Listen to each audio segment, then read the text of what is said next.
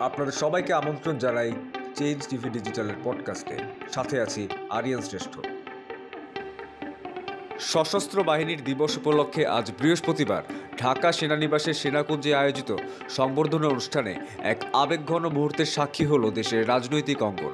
বিএনপির চেয়ারপারসন খালেদা জিয়ার সঙ্গে দেখা করেছেন ছাত্র জনতার অভ্যুত্থানের ৩ শীর্ষ নেতা, যারা বর্তমানে অন্তর্বর্তী সরকারের উপদেষ্টা হিসেবে দায়িত্ব পালন করছেন।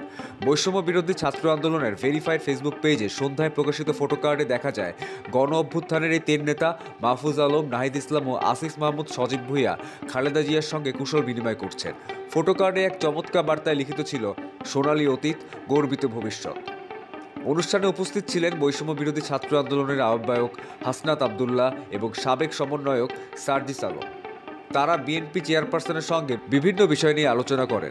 এই স্মরণীয় সাক্ষাৎ রাজনৈতিক অঙ্গনে একটি নতুন বার্তা বহন করছে বলে মনে করছেন বিশ্লেষকরা। সন্ধ্যায় নিজের ভেরিফাইড ফেসবুক অ্যাকাউন্ট থেকে সাক্ষাতের ছবি শেয়ার করেন সার্জিস আলম। লিখেছেন, আপনার আপসীন মনোভাব আমাদের অনুপ্রেরণা হয়ে থাকবে। তার এই বক্তব্য অনুগামীদের মধ্যে ব্যাপক আলোড়ন সৃষ্টি করেছেন।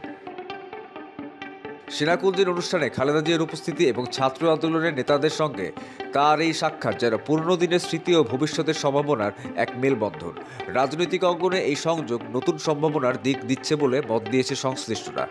অনুষ্ঠানটি শুধুমাত্র একটি সংবর্ধনাই ছিল না, বরং প্রজন্ম থেকে প্রজন্ম নেতৃত্বের আদর্শ এবং ঐক্যের প্রতীক। খালেদা জিয়া দৃঢ় মনোভাব এবং অভ্যুত্থানের নেতাদের দেশপ্রেমের মিশ্রণ অনেকের কাছে রাজনৈতিক ঐতিহ্যের একটি উদাহরণ হিসেবে প্রতিভাত হয়েছে।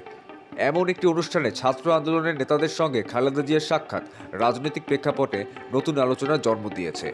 সোনালী অতীত যেন নতুন পথ দেখাচ্ছে গর্বিত ভবিষ্যতের দিকে।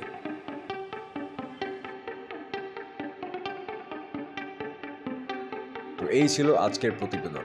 সবাইকে ধন্যবাদ আমাদের সাথে থাকার জন্য।